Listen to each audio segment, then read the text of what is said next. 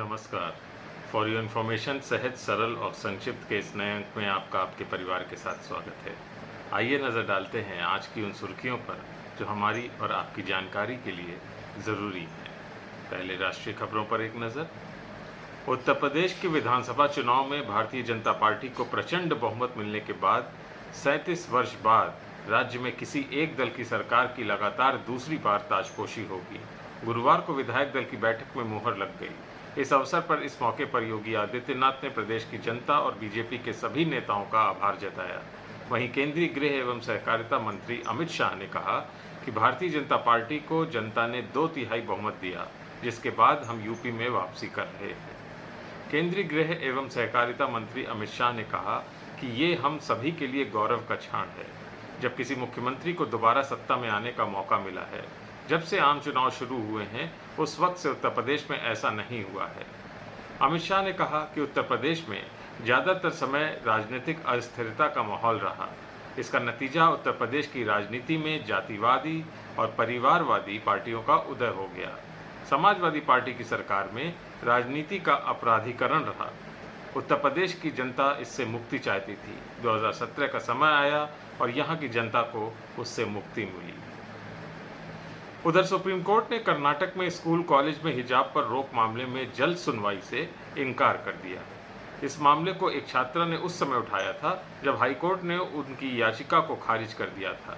बता दें कि एक छात्रा की ओर से वकील कामत ने आने वाली परीक्षाओं की दुहाई देते हुए जल्द सुनवाई की मांग की थी। कोर्ट ने इस पर कामत से कहा कि इसका परीक्षा से कोई लेना देना नहीं है और साथ ही मामले को सनसनीखेज न बनाने का भी निर्देश दिया है।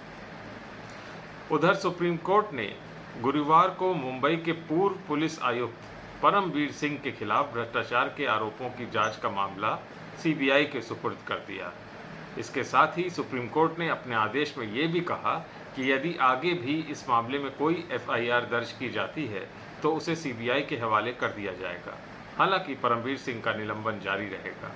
सुप्रीम कोर्ट ने कहा कि वह परमवीर सिंह का निलंबन रद्द नहीं कर रहा है। उधर उत्तराखंड में सरकार बनने के बाद मुख्यमंत्री पुष्कर सिंह धामी की पहली कैबिनेट बैठक गुरुवार शाम को शुरू हो गई।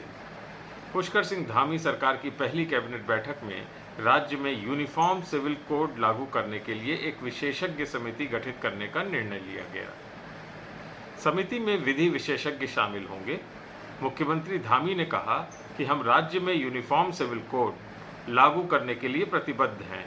उन्होंने कहा कि कैबिनेट ने सर्वसम्मति से लिया ये निर्णय। ऐसा करने वाला उत्तराखंड पहला राज्य है। अंतर्राष्ट्रीय खबरों पर एक नज़र। यूक्रेन के राष्ट्रपति व्लादिमीर ज़ेलेंस्की ने गुरुवार को नाटो नेताओं में रूसी सेना के खिलाफ अपने देश के लिए सैन्य समर्थन बढ़ाने की अपील की है। उन्होंने पोलैंड सहित पूर्वी यूरोप में गठबंधन के सदस्यों को अगला निशाना बनाने की चेतावनी दी। ब्रसेल्स में नाटो शिखर सम्मेलन को संबोधित करते हुए ज़ेलेंस्की ने कहा कि यूक्रेन को लड़ाकू जेट, टैंक, जहाज रोधी हथियारों और रूसी सैनिकों को पीछे हटाने के लिए बेहतर वायु रक्षा की आवश्यकता है, क्योंकि युद्ध अपने दूसरे महीने में प्रवेश करने वाला है। ज़ेलेंस्की ने कहा कि वह यूक्रेन को नाटो के अलग अलग सदस्य देशों से मिल रहे समर्थन के लिए आभारी है, लेकिन नाटो ने अभी तक ये नहीं दिखाया कि गठबंधन लोगों को बचाने के लिए क्या कर रहा है। उन्होंने कहा कि ऐसा लगता है कि हम पश्चिम और रूस के बीच में ग्रे जोन में हैं, लेकिन हम अपने और आपके सभी साझा मूल्यों की रक्षा कर रहे हैं। गठबंधन अभी भी हमें आवश्यक हथियार देकर रूसी हमलों से यूक्रेनी लोगों की मौत को रूसी कब्जे से रोक सकता है। उधर पाकिस्तान की खबर। पाकिस्तान के गृह मंत्री शेख राशिद ने गुरुवार को कहा कि संकट में घिरे प्रधानमंत्री इमरान खान सरकार के खिलाफ लाए गए अविश्वास प्रस्ताव के कारण मौजूदा राजनीतिक अनिश्चितता को खत्म करने के लिए देश में जल्द चुनाव कराए जा सकते हैं। इस्लामाबाद में एक संवाददाता सम्मेलन को संबोधित करते हुए शेख राशिद ने पार्टी के असंतुष्टों को भी चेतावनी दी कि पक्ष बदलने से उनका कोई भला नहीं होगा।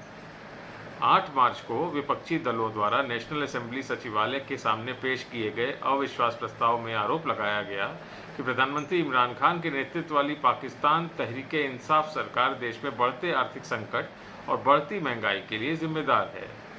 69 वर्षीय इमरान खान गठबंधन सरकार का नेतृत्व कर रहे हैं और अगर कुछ सहयोगी दल उन्हें बदलने का फैसला करते हैं तो उन्हें हटाया जा सकता है।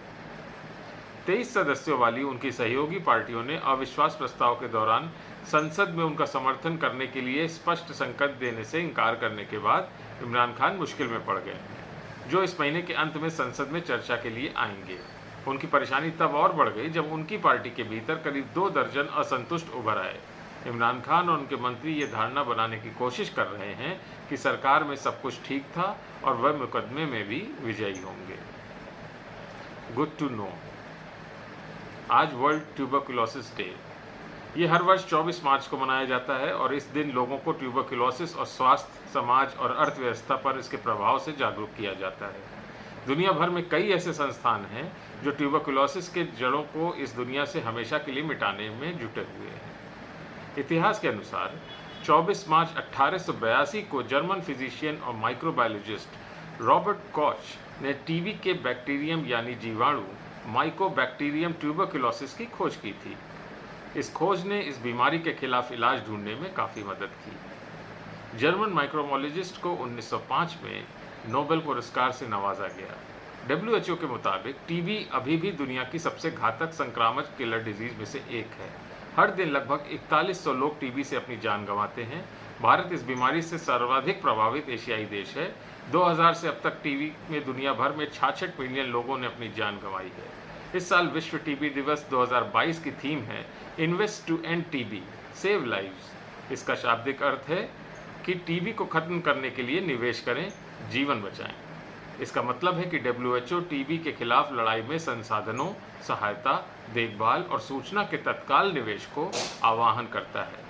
आइए हम सब मिलकर इससे निजात पाने की कोशिश में जुड़ें। आज के लिए बस इतना ही। अपना और अपने परिवार की सेहत का बहुत ख्याल रखिएगा। शुभ रात्रि।